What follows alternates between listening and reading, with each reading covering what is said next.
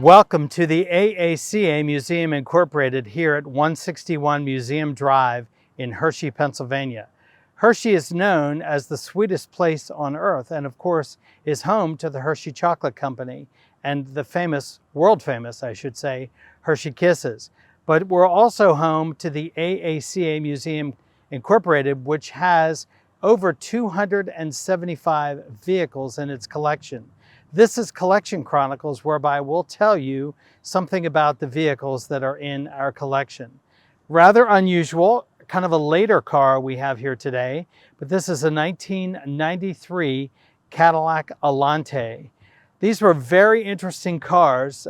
Cadillac wanted to compete with Mercedes-Benz in particular and have a two-seat roadster, a two-seat convertible within their lineup.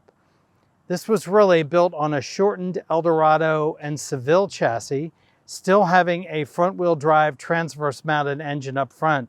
Initially, they came with a 4.1 liter V8 engine.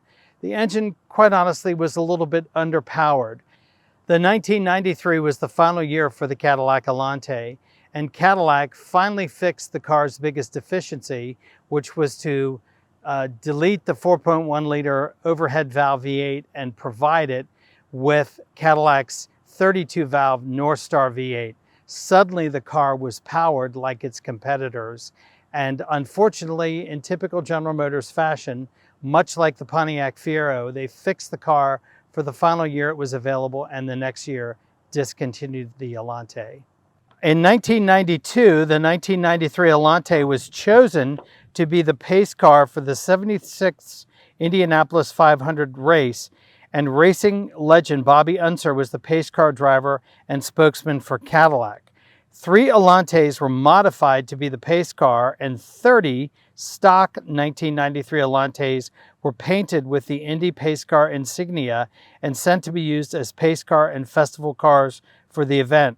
While this is not one of the 3 modified vehicles, it is one of the 30 that was used at the event. The car was also given to Bobby Unser's nephew and Indy 500 competitor, Little Al Unser Jr. Little Al drove this Allante in the opening and closing parade and ceremonies of the race, and Little Al went on to win the 1992 Indianapolis 500 by a narrow margin of just 0.043 seconds, the closest finish in Indy 500 history. Cadillac built the Allante from 1987 to 1993. They were an interesting partnership between Cadillac and the designer Pininfarina, whereby specially equipped 747s racked and stacked the cars vertically and were shipped between Detroit's Hamtramck plant and Pininfarina in Italy. And the completed cars, once they were done, were sent back here to the United States for final preparation, sent to dealers, and then sold. So this was a really unusual and unique car done at that particular period of time, very different from what other manufacturers were doing.